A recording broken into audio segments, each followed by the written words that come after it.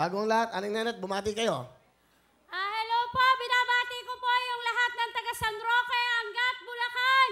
Lalo-lalo na po yung aming mga kapitbahay at aking mga kapatid at mga pamangkin.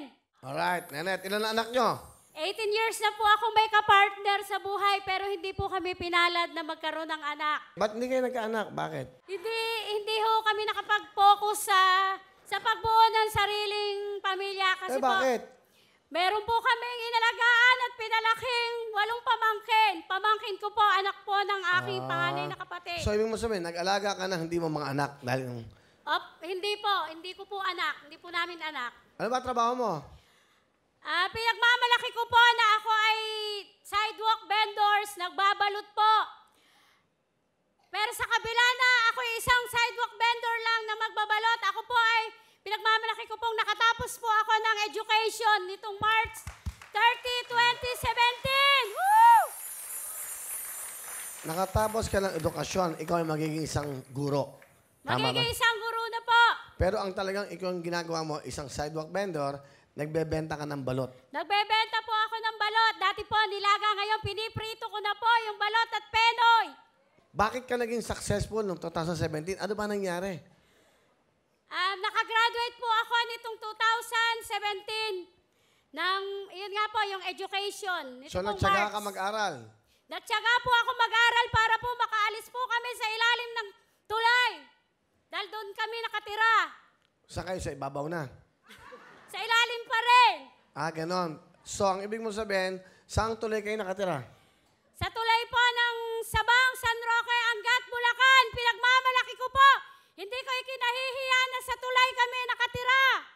Sila ho ang nagpagawa ng tulay. Kaya, gano'n kayo kayaman, ha?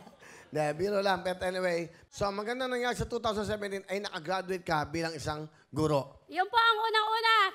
Nakagraduate ako nitong 2017 bilang isang guro. At ang pangalawa po ay, nagkaroon kami ng instant anak. Yung aming anak-anakan ngayon na 10 taong gulang. Sige, pakilala mo na yung asawa mo. Pinagmamalaki ko sa buong mundo ang pinakamamahal at napaka-supportive kong asawa, si Jepoy! Happy New Year, Pare Will! Happy New Year! Kamusta? Mabuti naman, Pare Will! Huwag mo taas yung kamay mo, baka kunin ka ni Lord. Ang saya-saya mo. Ano ginagawa mo? Construction boy lang ako, Pare Will. Construction? Construction boy. Sa construction ka. Anong trabaho mo ron? Master, Kuya Will. Mason ka. Ano gusto mo sabihin sa asawa mo o sa partner mo? Han, sana naiyak po ako. Okay lang, sige lang. Kung ano yung nararamdaman mo. Sana wag ka magbabago. Lahat ng pangarap mo, natupad mo na.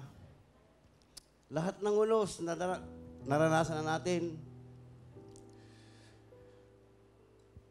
Kahit anong hirap sa buhay natin, na kaya natin, sana wag kang magbabago hanggang sa huli. Isa lang ang masasabi ko sa iyo, hanggang sa kamatayan, mamahalin kita, mahal na mahal kita. Salamat.